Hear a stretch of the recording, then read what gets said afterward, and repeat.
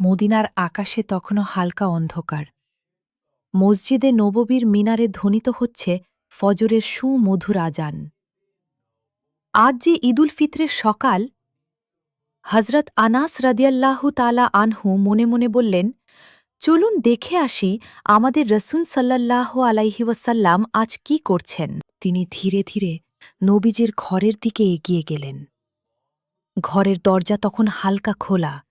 সেখানে দেখা গেল রসুলুল্লাহ সাল্লাহ আলাইহি ওয়াসাল্লাম উদু শেষ করেছেন। তারপর তিনি সুন্দরভাবে গোসল করলেন। আনাস রাদিয়াল্লাহু তাআলা আনহু হাসি মুখে বললেন, ইয়া রাসূলুল্লাহ, আজ তো ঈদের দিন, আপনি কি কাপড় পরবেন? রাসূলুল্লাহ সাল্লাল্লাহু আলাইহি ওয়াসাল্লাম হালকা হাসলেন। বললেন, আনাস, আমরা সবচেয়ে ভালো জামা পরব। আজ আল্লাহ পছন্দ করেন তার বান্দারা যখন তার দেওয়া নেয়ামত প্রকাশ করে তিনি আলমারি খুলে তার পরিষ্কার সাদা কাপড় বের করলেন। দামি না হলেও কাপড়গুলো ছিল খুবই পরিপাটি। মাথায় পাগড়ি বাঁধলেন। এরপর আনাস রাদিয়াল্লাহু তাআলা আনহু দেখলেন নবীজি এক বোতল সুগন্ধি আতর হাতে নিয়েছেন। তারপর তিনি খেজুর খেতে বসলেন। আনাস রাদিয়াল্লাহু তাআলা আনহু খেয়াল করলেন তিনি 3টি খেজুর খেলেন। আনাস রাদিয়াল্লাহু তাআলা আনহু বললেন, আপনি 3টি খেজুর খেলেন কেন ইয়া রাসূলুল্লাহ?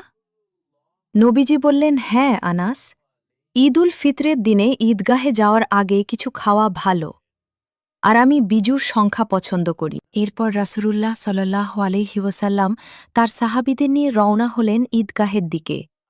অন্যদিকে ঈদের সেই ভোর হঠাৎ কিছু ছেলেমেয়ে খেলতে খেলতে চলে আসে হজরত হাসান রদিয়াল্লাহু তালা আনহু আর হোসাইন রদিয়াল্লাহু তালাহুয়ের বাড়ির সামনে। তারা বিষয় নিয়ে দেখতে থাকে তাদের পরনে এখনও সেই পুরনো জামা। তারা কোমল কণ্ঠে বলল, আরে হাসান হোসাইন, আজ তো ঈদ, আমরা সবাই দেখো নতুন জামা কাপড় পরে এসেছি, তোমরা তো দেখছি আগের সেই পুরনো জামা পরে আছো। তোমাদের কি নতুন জামা দেয়া হয়নি? তোমাদের মা কি তোমাদের জন্য নতুন জামা আনেননি? এই কথাগুলো শুনে মুহূর্তেই তাদের চোখে জল এসে গেল, কিন্তু তারা কিছু না বলে এক দৌড়ে ঘরের ভেতর চলে গেল। ছুটতে ছুটতে মায়ের ঘরে গিয়ে ডাকতে লাগল, আম্মা, আম্মা, সবাই বাইরে দাঁড়িয়ে আমাদের বন্ধুরা, তারা সবাই ঈদের জামা পরে ঈদের নামাজে যাচ্ছে, আমরাও যাব। আমাদের নতুন জামা কোথায় আম্মা? এখনই আমাদের জামা দাও, আমরা নতুন জামা পরে ঈদের নামাজে যাব। হজরত ফাতেমা রদিয়াল্লাহু আনহা 2 ছেলের এমন আকুল মিনতি শুনে স্তব্ধ হয়ে গেলেন। তার প্রাণের টুকরো 2 দুলাল তার দিকে আশায় ভরা চোখে তাকিয়ে আছে। তিনি জানতেন তাদের জন্য কোন নতুন জামা নেই ঘরে। যা ছিল সবই তো শেষ। দুনিয়ার রোজগার যা ছিল তাও হজরত আলী রদিয়াল্লাহু তাআলা আনহু আগেই গরিব দুঃখীদের মাঝে বিলিয়ে দিয়েছেন। অতনি নিজেকে সামলে নিয়ে কোমল কণ্ঠে বললেন, আমার সোনামণিরা, তোমরা তো এখনো গোসল করনি। আগে তোমরা দুজনে ভালো করে গোসল করে এসো। তোমাদের নতুন জামা তো দর্জির দোকানে রয়েছে, সে তৈরির কাজ শেষ করলেই আমি তোমাদেরকে পরিয়ে দিব। তারপরে তোমাদেরকে সুগন্ধি মেখে দিব।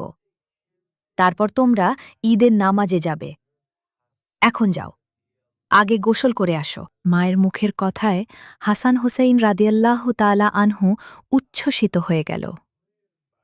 2 শিশু ছুটে চলে গেল গোসল করতে। তাদের নিষ্পাপ মন বুঝল না মায়ের কষ্ট। হজরত ফাতেমা রাদিয়াল্লাহু আনহা তিনি আর নিজেকে ধরে রাখতে পারলেন না। দরজার আড়ালেই বসে পড়লেন। সেজদায় পড়ে কেঁদে কেঁদে আল্লাহর কাছে ফরিয়াদ জানাচ্ছিলেন। চোখের জলে তার জায়নামাজ ভিজে যাচ্ছিল। তিনি বলছেন, হে আমার রব, তুমি ছাড়া আমার আর কেউ নেই। তুমি আমার দুলালদের জন্য ব্যবস্থা করো। আমি যে কথা দিয়েছি সেটা পূরণ না হলে আমি সন্তানদের কাছে কি বলবো? হে আল্লাহ, আমার মুখে যেন মিথ্যার ছাপ না পড়ে, তাদের কোমল হৃদয় যেন কষ্ট না পায়। হে আমার প্রতিপালক, তোমার দয়া ছাড়া আমার কোন উপায় নেই। ফাতেমা রদিয়াল্লাহু তাআলা আনহু তখনও সেজদায় কাঁদছেন। তার চোখ বন্ধ। তিনি আল্লাহর কাছে এতটাই নিবেদিত হয়ে গিয়েছিলেন যে আশপাশের সব কিছু ভুলে গিয়েছেন। ঠিক তখনই হঠাৎ তিনি শুনতে পেলেন ছোট ছোট পায়ের শব্দ। তিনি মাথা তুলে দেখলেন দরজা দিয়ে ঢুকছে তার প্রাণের টুকরো দুই ছেলে, হাসান ও হুসাইন রদিয়াল্লাহু আনহুমা।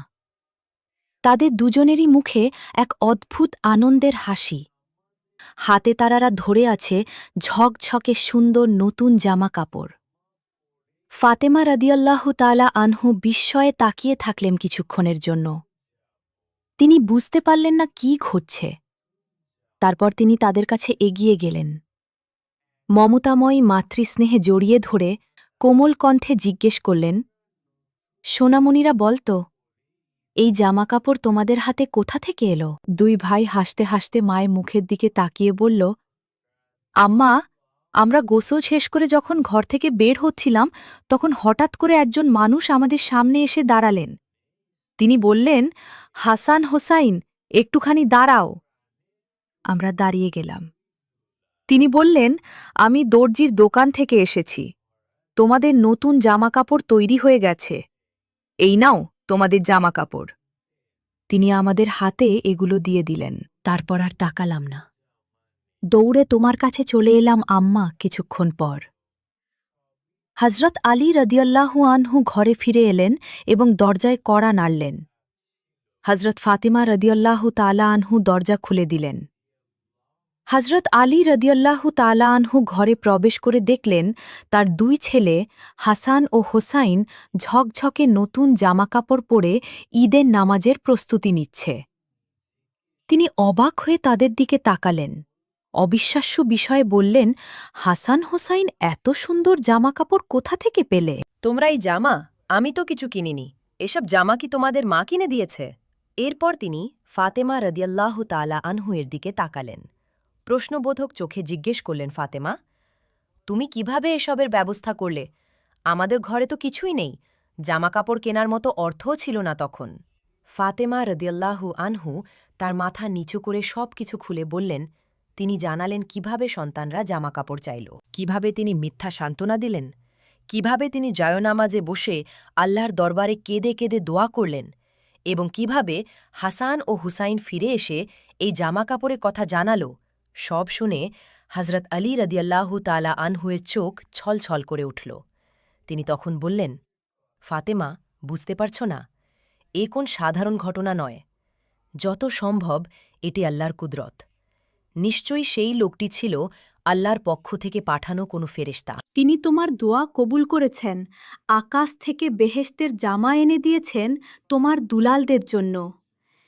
এরপর হজরত আলী রাদিয়াল্লাহু তাআলা আনহু হাসান হোসেনকে নিয়ে ঈদের নামাজ আদায়ের জন্য ঈদগাহের দিকে যেতে লাগলেন। অন্যদিকে নবীজি ঈদগাহে পৌঁছে ঈদের নামাজ পড়ালেন। নামাজ পড়ানোর পর তিনি উঠে দাঁড়ালেন। মিম্বরে রসূলুল্লাহ সাল্লাল্লাহু আলাইহি ওয়াসাল্লাম বললেন, হে মদিনার মানুষ, তোমরা তাকওয়া অবলম্বন করো, আল্লাহকে ভয় করো। আজকের দিনটা শুধু আনন্দের নয়, দায়িত্বেরও। তিনি থেমে গিয়ে চারিদিকে তাকালেন। সবাই মনোযোগী। তারপর বললেন, জাকাতুল ফিত্র দাও। এটা গরিবদের খাবারের ব্যবস্থা, যাতে তারা ঈদের দিনে ক্ষুধার্ত না থাকে। আল্লাহর কসম, যার ঘরে সামর্থ্য আছে অথচ সে দেয় না, সে আমার উম্মতের মানুষ নয়। অতপর নামাজ শেষে সবাই মিলে নবীজিকে ঘিরে ধরল। কেউ সালাম করল, কেউ কোলাকুলি। রসূলুল্লাহ সাল্লাল্লাহু আলাইহি ওয়াসাল্লাম সবার সঙ্গে হাসি মুখে কথা বললেন। একজন সাহাবা জিজ্ঞেস করলেন, ইয়া রসূলুল্লাহ, আজ আপনি যে রাস্তা ধরে আসলেন, ফিরবেন কি একই পথে? নবীজি মাথা নাড়লেন না। আমি তা করব না।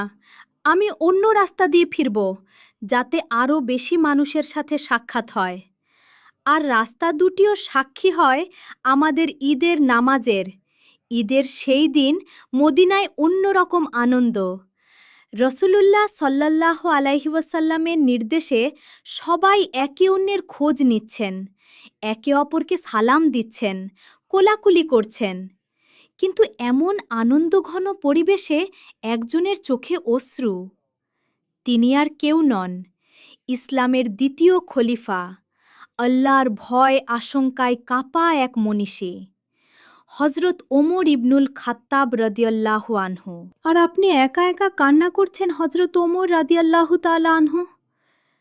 ধীরে ধীরে চোখ মুছলেন, তারপর গভীর দৃষ্টিতে সাহাবীদের দিকে তাকিয়ে বললেন, হ্যাঁ, এই দিন আনন্দের যারা জানে যে তাদের গুনাহ মাফ হয়েছে, তওবা কবুল হয়েছে, তারা আল্লাহর রহমত পেয়ে আনন্দ করছে।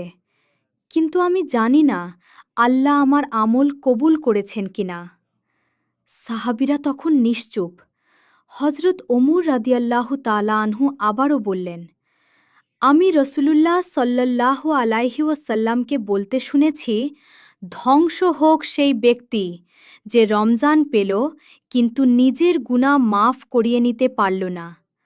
হজরত ওমর রাদিয়াল্লাহু তাআলা আনহু দীর্ঘ নিঃশ্বাস ফেললেন। তার কণ্ঠ কাঁপছিল। তিনি বললেন, রমজান মাস গেল, আমরা রোজা রেখেছি, তারাবিহ পড়েছি, কোরআন তেলাওয়াত করেছি, কিন্তু জানি না আমার এই সব আমল আল্লাহ কবুল করেছেন কিনা। আমি জানি না আমার গুনাহ মাফ হয়েছে কিনা। যদি আমার গুনাহ মাফ না হয় তবে কিভাবে আমি আনন্দ করব? কিভাবে ঈদের নতুন কাপড় পরব? কিভাবে কোলাকুলি করব যখন জানি না আল্লাহ আমার জন্য কি নির্ধারণ করেছেন? সাহাবীরা তখন স্তব্ধ হয়ে গেল। সবাই মাথা নিচু করলেন। তারা বললেন, সত্যি তো, আমরা জানি না রমজানে আমাদের আমল কবুল হলো কিনা।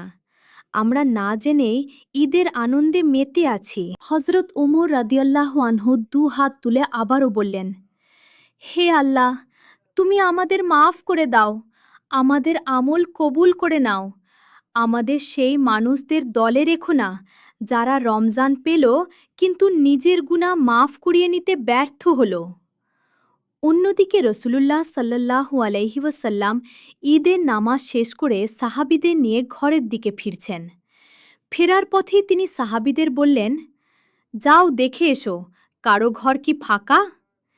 ঈদের দিনে কোন ঘরে যেন খাবার না থাকে এটা আমি চাই না। নবীজির এ কথা শুনে সকল সাহাবীরা বেরিয়ে পড়লেন মদিনার সকল বাসিন্দাদের খোঁজ খবর নিতে। তারা দরজায় দরজায় গিয়ে ডাক দিতে লাগল, তোমাদের ঘরে খাদ্য আছে তো? কোনো কিছুর প্রয়োজন আছে কি? যাদের ঘরে খাদ্যের সামান্য সংকট দেখা দিল, সঙ্গে সঙ্গে তারা নিজের ঘর থেকে নিয়ে এলো রুটি, খেজুর, মধু, পানি।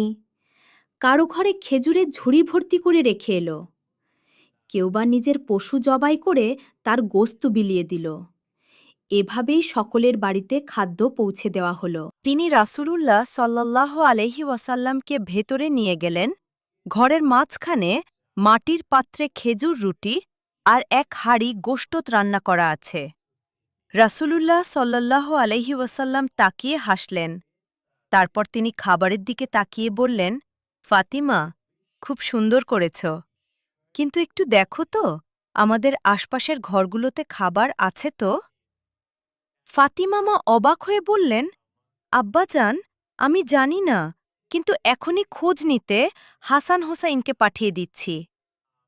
রাসূলুল্লাহ সাল্লাল্লাহু আলাইহি ওয়াসাল্লাম মৃদু গলায় বললেন, ফাতিমা, এটা ঈদের দিন, এমন দিন যেদিন কেউ অভুক্ত থাকতে পারে না। হজরত ফাতেমা রাদিয়াল্লাহু তাআলা আনহু খোঁজ নিতে হাসান হোসাইনকে পাঠিয়ে দিলেন। ঘরের দরজায় হজরত আয়েশা রাদিয়াল্লাহু আনহাকে দেখতে পেলেন। তিনি তখন ঘরের মধ্যে কিছু কাজ করছিলেন। রাসূলুল্লাহ সাল্লাল্লাহু আলাইহি ওয়াসাল্লাম তখন ঘরে প্রবেশ করতেই আয়েশা রাদিয়াল্লাহু তাআলা আনহুর মুখ উজ্জ্বল হয়ে উঠল। নবীজি মুচকি হাসলেন।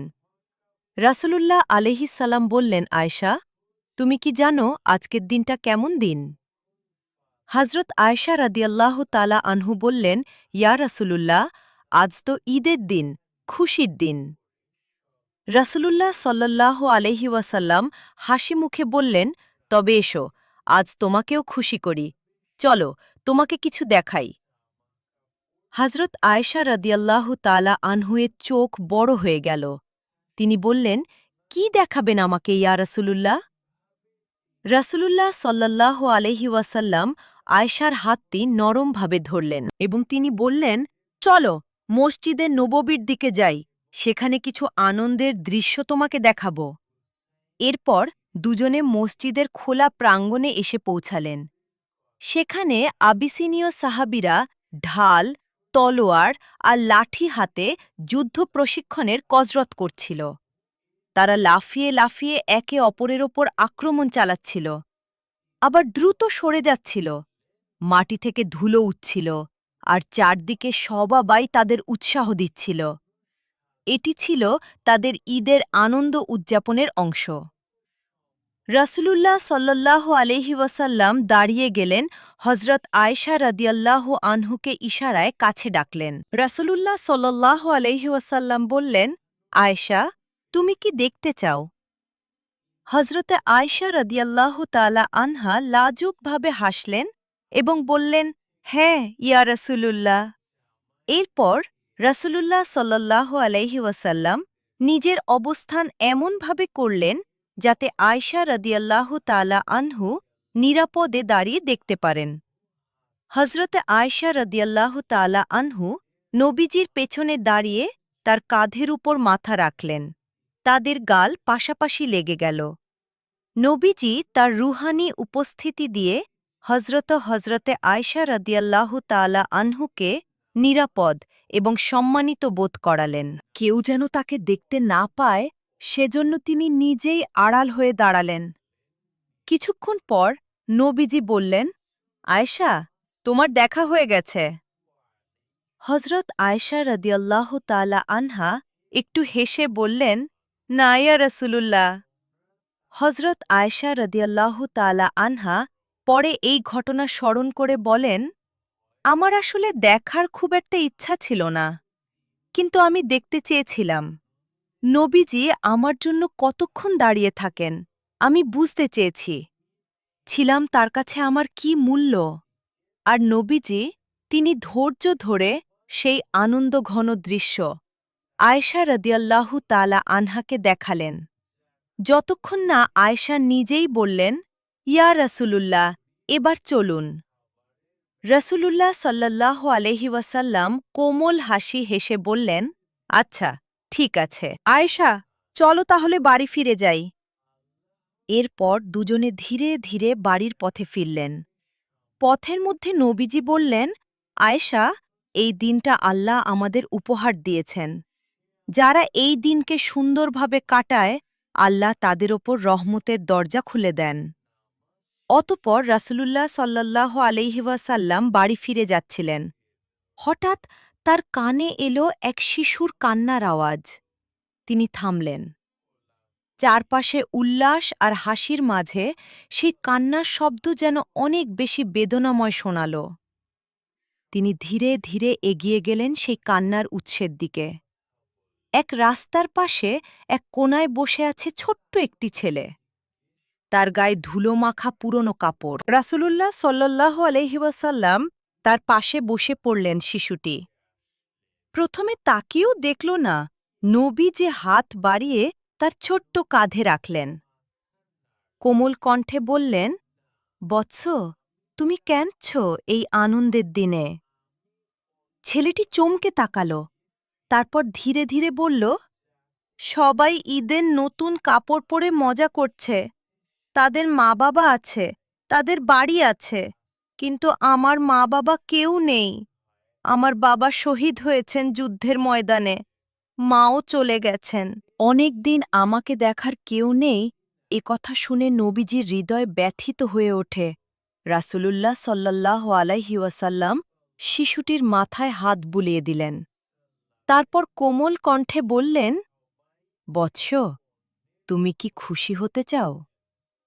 ছেলেটি কিছুটা অবাক হয়ে নবীজির মুখের দিকে তাকাল। তারপর ধীরে ধীরে বলল, আপনি কে রাসূলুল্লাহ সাল্লাল্লাহু আলাইহি ওয়াসাল্লাম? মৃদু হাসলেন, আমি মুহাম্মদ, আল্লাহর রাসূল। এসো আমার সঙ্গে। আজ থেকে আমি তোমার পিতা। হজরত আয়েশা তোমার মাতা, ফাতিমা তোমার বোন, আর হাসান ও হোসাইন হবে তোমার খেলার সাথী। শিশুটির মুখ তখন আনন্দে ঝলমল করে উঠল। চোখের পানি শুকিয়ে গেল। সে উঠে দাঁড়াল এবং নবীজির হাত ধরল। রাসূলুল্লাহ সাল্লাল্লাহু আলাইহি ওয়াসাল্লাম তাকে কোলে তুলে নিলেন। নবীজি নিজ হাতে তাকে বাড়ি নিয়ে গেলেন। হজরত আয়েশা রাদিয়াল্লাহু তাআলা আনহা তখন ঈদের খাবার প্রস্তুত করছিলেন। নবীজি বললেন, আয়েশা, দেখো, আমাদের নতুন সন্তান এসেছে। তাকে আজকে ঈদের খাবার দাও, তাকে সাজাও। হজরত আয়েশা রাদিয়াল্লাহু তাআলা আনহা মুখে ছেলেটিকে নিয়ে গেলেন। তার গায়ে নতুন জামা পরালেন, মাথায় সুন্দর করে পাগড়ি বেঁধে দিলেন। তাকে গোসল করিয়ে পরিপাটি করলেন। তারপর তাকে হাসান ও হোসাইনের সঙ্গে খেলতে পাঠালেন। তারা তাকে নিয়ে খেলতে লাগল, দৌড়াতে লাগল। রাসূলুল্লাহ সাল্লাল্লাহু আলাইহি ওয়াসাল্লাম তাকে কাছে টেনে বললেন, দেখো, আজ তুমি একা নও। তুমি আমাদের পরিবারের একজন আল্লাহ তোমাকে ভালোবাসেন। সেই দিন মদিনার রাস্তার সেই কান্না থেমেছিল আর জন্ম নিয়েছিল এক নতুন পরিবার। নবীজি আমাদের শিখিয়ে দিলেন, ঈদ শুধু নিজের জন্য নয়, বরং অন্যের দুঃখ দূর করার দিন।